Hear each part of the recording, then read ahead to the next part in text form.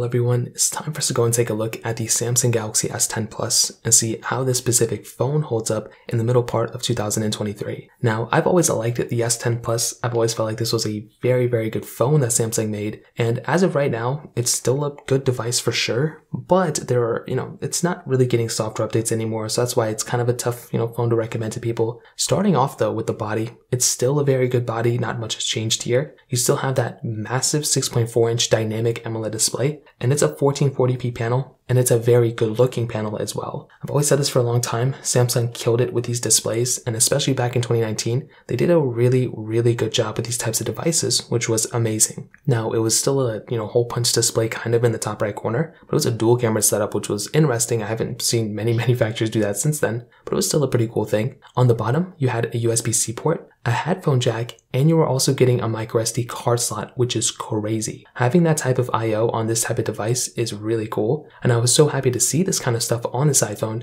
because it's just such a cool thing for sure. So personally for me, that kind of stuff stands out, and it's just crazy that this phone had that type of capability back then in 2019. Now we're also getting the glass back, which still feels and looks very good, triple camera setup, wireless charging, and reverse wireless charging. If I even just tell you that now, like just the basic specs of this phone, you would still think this is a phone from like 2023. Like it's crazy how futuristic this phone was back in 2019. It still looks very good, and I still think this is a very, very well built phone for being, over 4 years old as of this point. Now this thing, like I said, triple camera setup on the back, a wide telephoto and ultra-wide camera, and on the front, you were getting two wide-angle cameras, which is pretty wild. So you were getting 4K at 60 on the back, and you were getting 4K at 60 on the front as well. So this is some really good, video resolutions you can film in. And personally for me, again, when you're getting a phone like this, it's still a phone that's going to be very, very capable when it comes down to the camera. Although this phone has some weird issues here and there,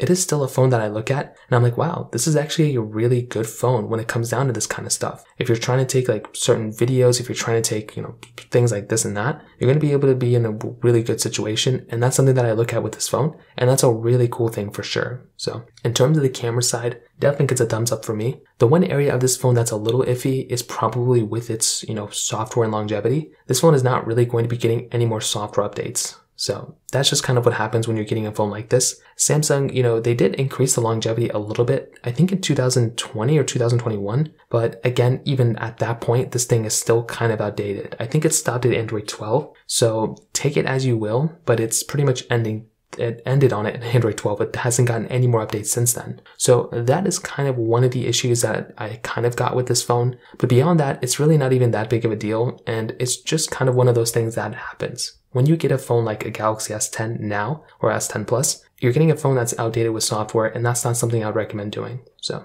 unless you're using this phone as like a side phone or not your main one, there's not a point in buying it, to be honest. You're better off buying an S20 or S21. Performance-wise, now that Snapdragon 855 chipset with 6 gigs of RAM on the base model, and it did go up to 12 gigs of RAM, which is crazy. And, I would still say the performance is actually pretty decent. For all of the S10s that I own, even the S10e, the performance is actually pretty good. But when it comes down to a phone like the S10 Plus, this one was the strongest one at that time. But even then, I don't know if this would be the phone that I would probably recommend people to buy anymore. Although the RAM, you can spec out the RAM a lot. That 855 chipset, although it's actually still kind of decent for its age, again, it's, it's a much slower chipset compared to even the 888 chipset that came out in like 2021. So personally for me, that's like another one of those things to just kind of keep in mind in the back of your head. So to kind of sum it up, I definitely do think a phone like the S10 Plus is still a decent phone for what it is, but I just don't think it's a phone worth buying. I think it's a very historical phone, if that's the best word I want to use. I think it brought a lot to the table at that time. I just don't really think it's a phone I'd recommend people to buy anymore, if I'm being honest. So